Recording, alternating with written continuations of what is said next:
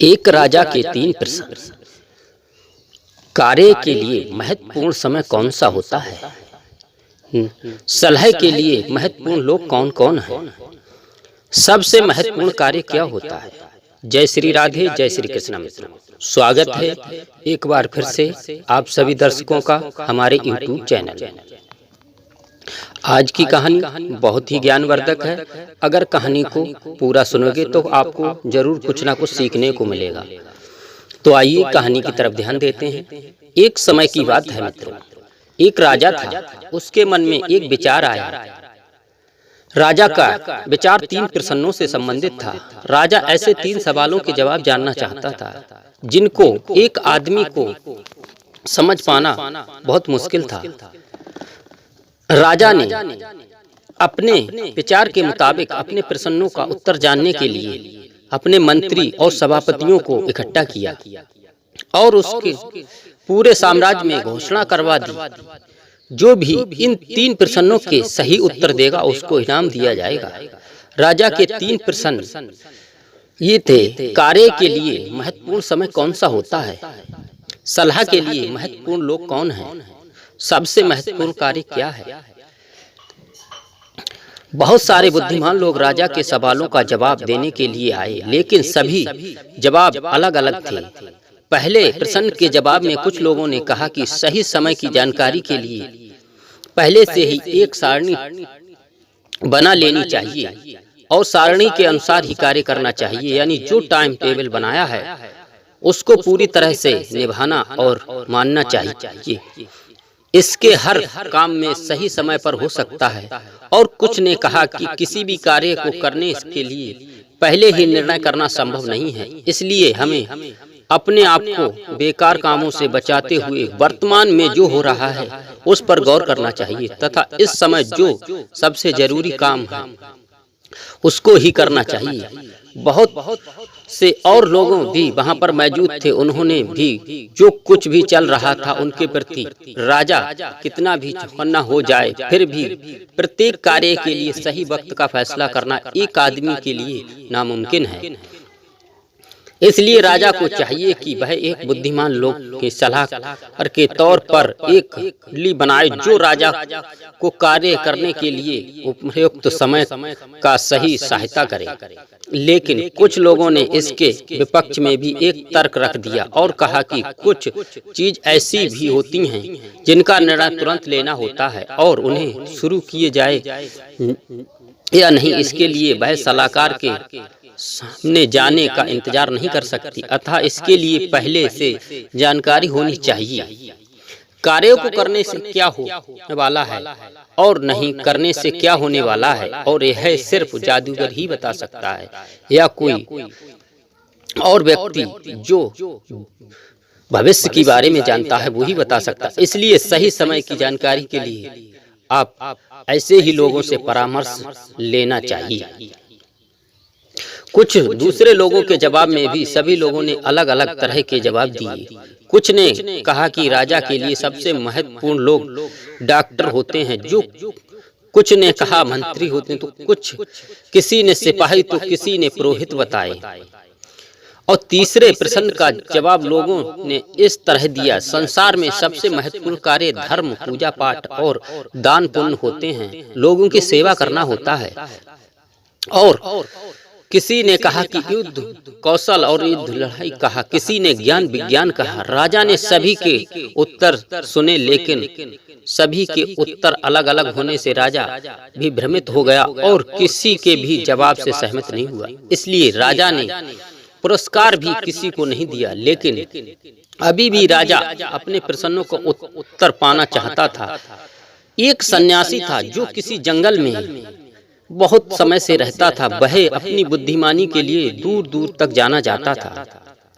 वह सन्यासी जंगल में ही रह करता था और ना ही किसी से मिलने के लिए जंगल से बाहर आता, इसलिए वह आम आदमी के अलावा किसी से नहीं मिलता था। अतः राजा ने अपना भेष एक साधारण सा व्यक्ति का बनाया और कुछ सैनिकों को साथ लेकर उस सन्यासी के पास गए और उससे परामर्श लिया। जब राजा सन्यासी की उस झोपड़ी के करीब पहुंचा तो उसने अपने सैनिक से कहा कि तुम यहीं रुक जाओ, मैं अकेला ही सन्यासी से मिलूंगा, क्योंकि राजा नहीं चाहता कि सन्यासी को मेरे राजा होने के बारे में पता चले। राजा वहां पहुंचा तो देखा सन्यासी फावड़ा से जमीन की खुदाई कर रहे हैं। सन्यासी ने राजा का स्वागत किया और खुदाई जारी रखी। सन्यासी बहुत कमजोर और दुबला पतला था, इसलिए जमीन खोदने की वजह से भारी भारी सांस ले रहा था। जब भी जमीन पर फावड़ा मारता तो थोड़ी सी मिट्टी खोद पाते थे। राजा आगे बढ़े और सन्यासी के पास जाकर बोले, महाराज, मैं आपके पास 3 सवालों के जवाब के लिए आया हूँ। राजा अपने प्रश्नों को सन्यासी को बताने लगे। कहा कि कार्य के लिए महत्वपूर्ण समय कौन सा होता है, सलाह के लिए महत्वपूर्ण लोग कौन हैं, सबसे महत्वपूर्ण कार्य क्या होता है। सन्यासी ने राजा की बात तो सुन ली, परंतु कोई जवाब नहीं दिया। मित्रों, सन्यासी ने अपने हाथों पर तुतकार और खुदाई फिर से शुरू कर दी। राजा को प्रश्न पूछने के लिए राजा ने कहा, आप बहुत थक गए हैं, इसलिए मुझे अपना फावड़ा दो, मैं जमीन खोदता हूँ। सन्यासी ने कहा कि धन्यवाद। फावड़ा राजा को पकड़ा कर जमीन पर बैठ गया। कुछ समय तक राजा जमीन खोदते रहा और जब 2 क्यारियां खोद चुका तो राजा ने फिर से अपने प्रश्नों को पूछा। मित्रों, लेकिन सन्यासी ने अभी भी कुछ जवाब नहीं दिया और खड़े होकर फावड़ा की तरफ हाथ बढ़ाकर राजा से कहने लगे, अब तुम आराम करो, काम को मैं करता हूँ। लेकिन राजा ने सन्यासी को कुदाल नहीं दी और खुदाई जारी रखी। शाम हो गई, सूरज भी डूबने लगा। अंत में राजा ने फावड़े को जमीन पर मारा और कहा, बुद्धिमान व्यक्ति, मैं आपके पास अपने सवालों के जवाब पाने के उद्देश्य से आया था। अगर आपके पास मेरे सवालों का जवाब नहीं है तो मुझे सीधे सीधे कहो, मैं अपने घर चला जाऊंगा। अचानक कुछ ही देर में एक व्यक्ति दौड़ता हुआ आया और सन्यासी ने राजा से कहा कि चलो देखते हैं ये कौन आ रहा है। राजा ने अपनी नजर घुमाई तो देखा कि एक दाढ़ी वाला आदमी जंगल की ओर से दौड़ता हुआ आ रहा है और वही बुरी तरह से घायल और खून से लथपथ था। अपने हाथ को पकड़े हुए राजा के और सन्यासी के पास आ गया। वह कराहते हुए बेहोश होकर जमीन पर गिर गया। राजा और सन्यासी ने उसके कपड़ों को खोलकर देखा तो उसके हाथ और पेट पर एक बड़ा सा जख्म था।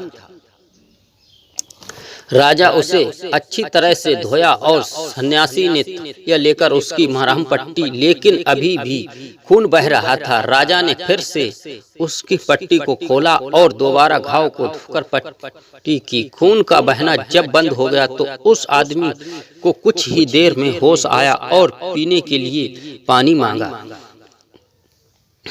राजा ने उसे ताजा पानी लाकर पीने को दे दिया। इसी दौरान रात हो गई और ठंड भी बढ़ गई।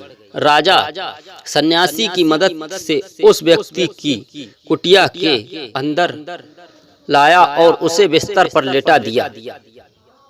बिस्तर पर लेटने के बाद व्यक्ति ने अपनी आंखें बंद कर ली और सो गया। राजा भी लंबे सफर और दिन के काम करने से थकन महसूस कर रहे थे और वह जीज पर सिकुड़ कर बैठा हुआ था और वहीं पर सो गए। जब राजा सुबह उठा तो गहरी नींद की वजह से वह याद नहीं रह सका कि वहां कहाँ था और बिस्तर पर लेटा हुआ वह दाढ़ी वाले आदमी, अजनबी आदमी कौन था। राजा को अपनी तरफ देखता हुआ देखकर उस व्यक्ति ने हल्की आवाज में कहा कि मुझे माफ कर दो राजा, मैं आपको जानता नहीं। और फिर माफ करने के लिए क्या? उस व्यक्ति ने कहा राजा से कि मैं भाले, आप मुझे नहीं जानते, लेकिन मैं आपको जानता हूँ। आपका वह शत्रु हूँ जिसने आपसे बदला लेने की शपथ ली थी, क्योंकि आप मेरे भाई को फांसी की सजा दिलवा थी। उसकी संपत्ति को भी जब्त कर लिया था। मैं जानता था कि आप अपने प्रश्नों के जवाब के लिए सन्यासी से मिलने अकेले गए हैं, इसलिए मैंने आपको वापस में आते समय मारने का फैसला किया, लेकिन दिन गुजर गया और आप नहीं लौटे, अतः मैं आपको मारने के लिए आपके पास आना चाहता था। इसलिए मैं अपने छुपने की जगह से निकलकर आपकी तरफ आने लगा, लेकिन आपके सैनिकों ने मुझे देख लिया और पहचान गए तथा मुझे घायल कर दिया। मैं उनसे जान बचकर भाग आया। अगर आप मेरी मरहम पट्टी नहीं करते तो मेरा मृत्युकारक खून निकल जाता। मैं आपको मारना चाहता था, लेकिन आपने मेरे प्राण बचाए हैं। अब अगर मैं जीवित रहा तो आपका वफादार सेवक बनना चाहूँगा। अगर आप चाहें तो और भी अपने पुत्रों को भी आपका वफादार सेवक बनाने की आज्ञा दूं। इसके बाद उस व्यक्ति ने राजा से फिर कहा, मुझे माफ कर दो। राजा बहुत खुश था कि इतनी आसानी से उसकी शत्रुता मित्रता में बदल गई थी। राजा ने उसे अपना मित्र मानकर उसे माफ कर दिया। माफ करने के बाद अब राजा ने उससे यह भी कहा कि मैं अपने खुद के वैद्य, चिकित्सा और नौकरों उसकी देखभाल करने के लिए भेजूंगा और उसके भाई की संपत्ति को लौटाने का भी वादा कर दिया। उस व्यक्ति से बात खत्म करके राजा झोपड़ी से बाहर आया और सन्यासी की तरफ देखा। सन्यासी उन रियों में बीज बो रहे थे जो उसे खोदनी थी। राजा जाने से पहले सन्यासी से अपने प्रश्नों का उत्तर जानना चाहता था, इसलिए वह उसके पास गया और कहा, महाराज, अब मैं आपसे अंतिम बार अपने प्रश्नों के उत्तर देने की प्रार्थना कर रहा हूँ। मेरे प्रश्नों का जवाब दीजिए। दोस्तों, आपको जवाब मिल गया है पुत्र।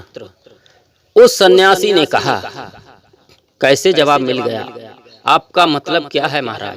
राजा ने कहा। सन्यासी ने राजा को समझाना शुरू किया, यदि कल आप मेरी कमजोरी को देखकर मुझ पर दया नहीं करते और मेरे लिए जमीन को नहीं खोदते तो वापस चले जाते और वह आदमी आप पर आक्रमण करता, जिससे आपको मेरे पास नहीं रुकने पर बहुत पछतावा होता। इसलिए सबसे महत्वपूर्ण समय वह था जब आप फावड़े से क्यारी खोद रहे थे, और उस समय मैं आपके लिए महत्वपूर्ण व्यक्ति था और मेरे लिए अच्छा करना आपके लिए महत्वपूर्ण कार्य था।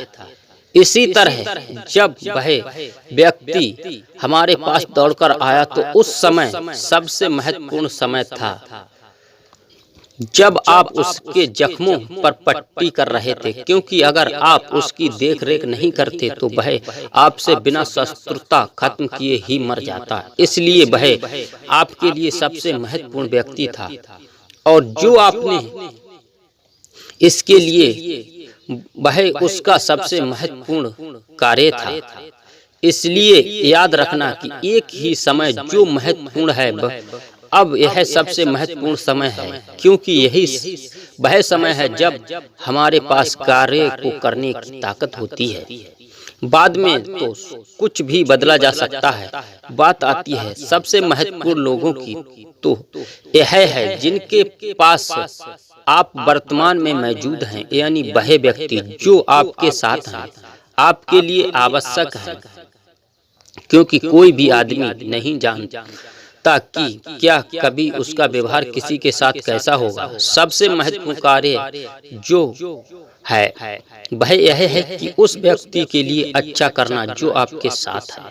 तो दोस्तों, ये कहानी आपको कैसी लगी? अगर अच्छी लगी हो तो कमेंट करके जरूर बताएं। मिलते हैं दोस्तों अगले वीडियो में। जय श्री कृष्ण।